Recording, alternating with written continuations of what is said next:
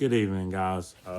My name is Dakari Williams, and today we're going to be discussing McHale's Navigating Social Media Legal Risk, and we're going to be discussing Tuten's Social Media Marketing book, right? With these two specific books, they pretty much go hand in hand as far as everything goes, as it comes to social media and the different things that social media can do for businesses. In Tude's book specifically, we're going to talk about chapter 8, which is the social media commerce, which will include either e-commerce buying in the store, anything as far as like selling service, human resources, trying to get money in, money flowing in, money flowing out. um, some specific points that I want to talk about in Tuden's book are social shopping. We're going to talk about a little bit about the marketplace as far as Facebook using and third party ads, like Craigslist and everything too as well. And then we're going to talk about the 5 different steps for the social commerce as well and the influence that it has. All right. So starting off first with the social shopping, that's pretty much in regards to everything, no matter if it's on you buying it online, you clicking on an ad for those different websites like Facebook, Twitter, Instagram, and even Google, things like that too as well.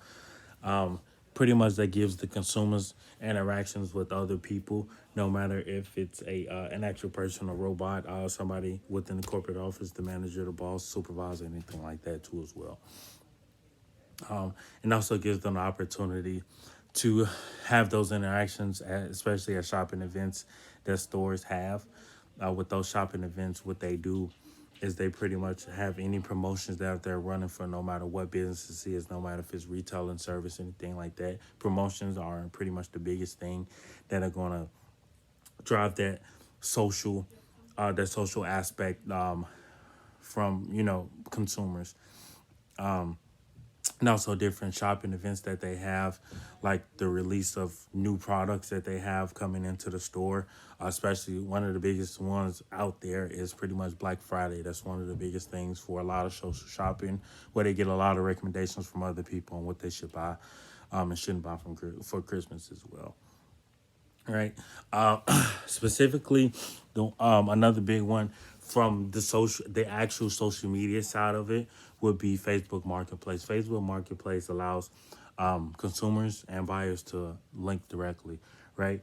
It's not going through the corporate office and not going through a manufacturer majority of the time. It's really pretty much two individuals, a buyer and then a seller. And it gives them those interactions where they can pretty much link together, so they're not going through the hoops and hollers as far as trying to go through the corporate office, trying to get a refund for their money, or trying to get a certain experience with it. It's pretty much a quick and easy process, right?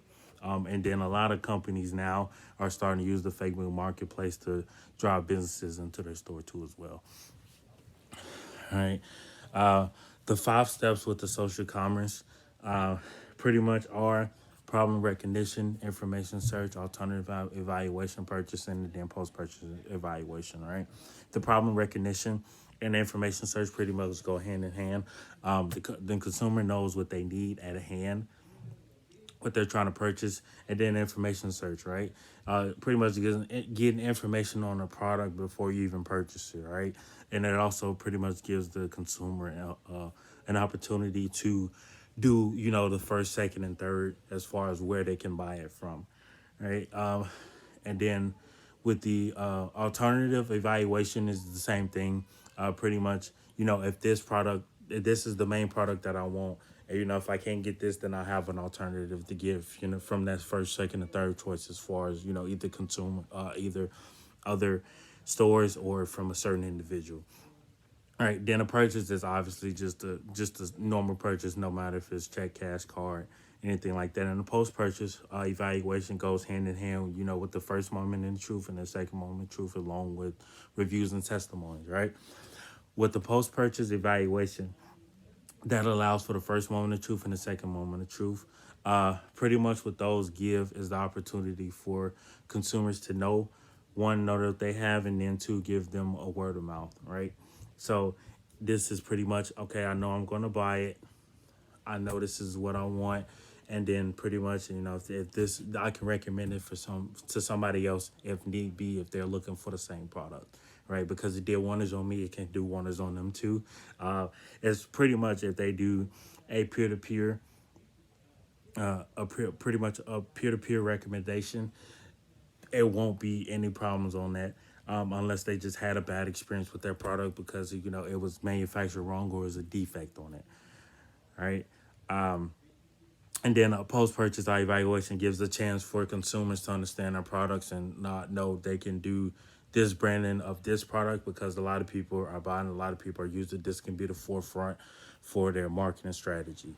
No matter if it's on any platform, Facebook, Snapchat, Instagram, Twitter, anything like that, that specific product will be at the forefront as far as their branding goes, right? Now I'm going to talk a little bit about the Navigating Social Media Legal Risk book, specifically chapter 5, right? So with these two, there are specifically certain things I want to talk about, right? The Stored Communications Act, right? With the Stored Communication Act, this was created to pretty much allow people to allow pretty much corporate offices and then as well as higher ups that deal with these situations on the legal side of it to access you know to access information as it pertains to privacy issues and as it pertains to certain evidence that is brought to the forefront as far as the social media side of it, right?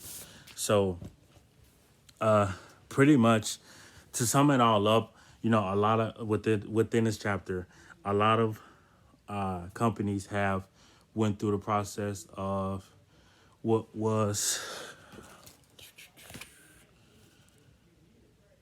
right restricted, pretty much accessing certain things that they weren't supposed to, and then pretty much security issues that were brought to the table from consumers that were using these different platforms and using these different companies, right? Now let's talk about specifically with the Griffin Court situation, right? So with the Griffin Court situation, it allowed it gave the opportunity for consumers to follow the same thing without trying to, get caught up because, it would be one thing from this certain case that may happen in another one. So they're trying to avoid it, right? So with this, it gave pretty much a synopsis of disposition testimony, forensic investigation, and then third party social network websites, right? Which will give social media networks the ability to share the information, but it has to be consensual from the user at hand to give it to the brands for them to do anything as far as their marketing or anything as far as administrative key points for that company, right? Now in chapter 6 of this book, I talked a lot about of the different types of infringements and then, the different companies as far as it goes with the music side of it, right? So specifically in this one, he gave key points of it for the infringements like direct infringement, contributed infringement, Verizon incentive infringement, and then the Digital Millennium Copyright Act was something that was put in place as a safe harbor for the different companies, right? Now, the UMG case, with that, it pretty much gave it was UMG Recordings Incorporated versus VO Networks Incorporated, right? Now, with this, at the end of everything, it pretty much allowed, the ability to understand what one infringement is and then two how to go about it, right?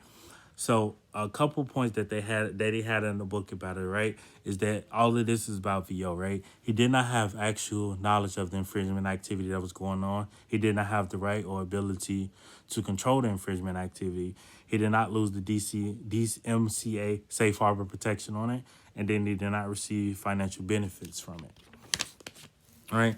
So at the end of it, at the end of that, if consumers give the opportunity, if consumers are given the opportunity to do infringement without getting caught, they will do it. Right. This is why a lot of copywriting is taking place, because with the copywriting, it's basically letting people know that, this is ours and you can take it without giving us some type of recognition or some type of credit for it, right? And then a key thing with the infringement and everything like that, as far as the limitations goes as well, right? The influence that it has from the different platforms, right? They have copywriting activity. So if you do it from one platform to another without, giving credit, or, having a certain type of link to it, then it'll be pretty much no good, right? So that's pretty much the key points from both of the books, so the McHale and the Tuten books, from chapters 8 with Tuten, and then McHale's chapter 5 and chapter 6 with those two as well.